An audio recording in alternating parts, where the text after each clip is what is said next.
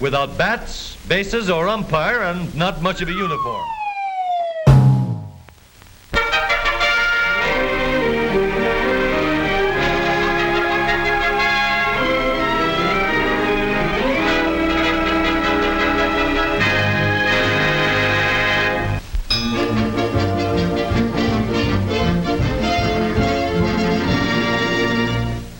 After 80 years of planning and 3 years of actual building, the San Francisco-Oakland Bay Bridge is completed, the largest engineering structure ever conceived and built by men. The main span of the bridge, crossing nearly 2 miles of water, is hung on 4 all-steel box girder constructed piers. Each one is 48 stories high. Now for the official opening ceremony. The golden chain is cut with an acetylene torch. Whistles shriek. The harbor fireboats streak the air with ribbons of water. And the first cars to cross the world's largest bridge come rolling along like a regiment of soldiers. From the top of the towers, they're like toy cars on a ribbon, with spider webs of steel stretching up to the huge cables that support the roadway. Along both sides, there are heavy steel guardrails. Every precaution has been taken to make this the world's safest as well as largest bridge. Along the second deck roll trucks and buses. There's plenty of traffic. All in all, 30 million vehicles and 50 million people will cross the bridge every year.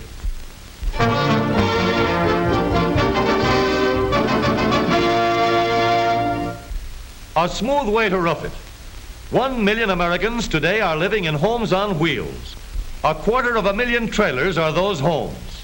Every day you see them skimming along the highways everywhere. With the modern automobile, there's plenty of power to pull them up the longest and toughest hills. In Trailer City, Florida, are 1,000 of these homes. Their owners park for $1 per week plus 25 cents for electricity. The life is not expensive, for in a trailer, modern conveniences are within the reach of people of limited means, many of whom could not afford them before. Cold weather is seldom a problem, for the inhabitants of this little city follow the seasons. Perhaps a month from now may find many of them 3,000 miles away, across a continent. In Trailer City, you'll find nearly every variety of home, from the one that Dad himself put together on the old farm back in Iowa to a custom-built deluxe model that cost $8,000. A license plate is often the only indication that the house is on wheels. As you stroll along the street, you'll find most of the homes are as unlike as their owners. But now and then, you'll find a pair of twins. This one has a huge beak that makes it look like a native pelican. Today, the house next door may be occupied by a retired bachelor banker. If it rolls away during the night, tomorrow's sun may bring a barber with 7 youngsters. Stores and shops, too, are often found on wheels. This one is a curio shop that's almost as old and weather-beaten as the truck on which it rides.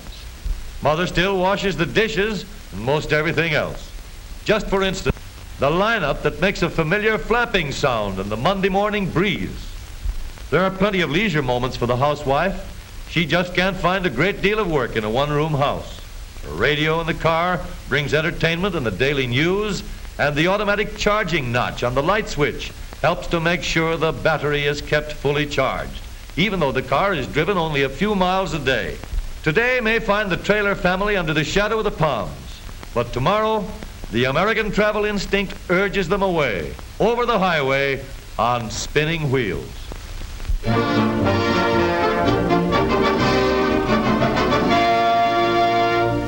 Whether it's cold or whether it's hot, he tends his traps, whether or not.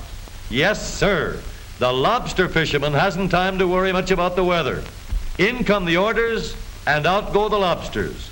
But that's getting a little ahead of the story. Up and down the rugged New England coast, most any morning, summer or winter, you'll find hundreds of lobster fishermen like this one, cruising across the inlets and shallow bays, pulling in their traps. While the lobster is known as one of the world's greatest food delicacies, he is also famous for being just about the world's dumbest creature. So dumb, in fact, that he could easily get out of the trap if he had sense enough to turn around and go out the way he came in. But he doesn't. And this is the beginning of the end. The claws are plugged with wooden pegs, and from now on, he's as harmless as a kitten. Bait is not expensive, for a lobster is as curious as he is dumb, and a piece of red flannel is often sufficient to entice him into the trap. With the traps all neatly deposited on the bottom of the bay again, waiting for more customers, the lobster fisherman homeward plods his weary way. But now the lobster tries to get even. He demands cool, damp moss in which to live, and he refuses to live long if he doesn't get it. So, speedy transportation to the packing house is an absolute necessity, and many a truck like this one can be seen along New England highways, giving very special delivery service to his nobs, the lobster. At the packing house, he is speedily transferred to barrels of moss and ice to be rushed, sometimes 1,000 miles inland, where he will arrive still alive and kicking. He may be dumb, but as the main course for a delicious dinner, he's the tops.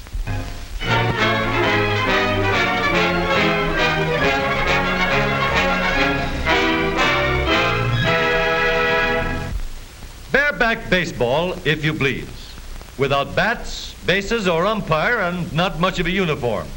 They used to call it anti-I-over. Now it's just anti. Even beach ball gets monotonous. At least the game has been called on account of something or other. It may even be something exciting. Anyway, it's unanimous. Let's tag along and see.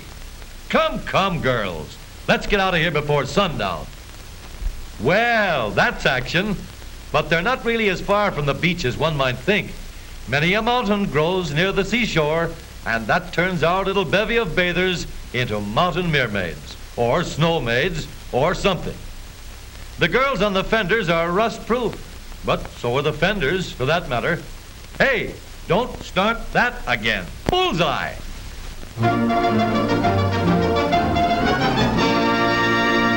Steaks and short orders at all hours. It comes apart a la carte. He puts it in here, the meat goes ground, and it comes out here. A few years ago, Fido ate the dinner leftovers and was glad to get them, but not so today.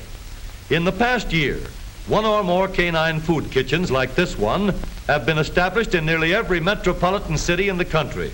And Fido now gets a scientifically balanced diet, just what the doctor orders. Yeast, iron, calcium, phosphates. It may look like hamburger, but there's a lot more in it than even Fido would ever suspect. To keep the cost per lunch as low as possible, they use a regular production line. Here is a man who probably has more dog friends than anybody you know. In fact, he has about the same number as there are boxes in this delivery truck. Just for example, it's dinner time again. Gangway! No one but a hungry hound would have ever heard the delivery man out front. But of course, nobody but a hungry hound is very much interested.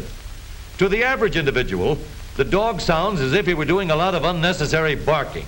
But actually, he's saying, "Gee, pal, I thought you'd never get here. Nice to have seen you, and don't forget to come back tomorrow." He doesn't do this every day. This is just to prove that he really enjoys his lunch, and how. And while Fido goes to work, you might be interested in knowing that the chef back at the Canine Kitchens has obligingly taken care of the less fortunate members of the neighborhood who have been on relief for the past few months.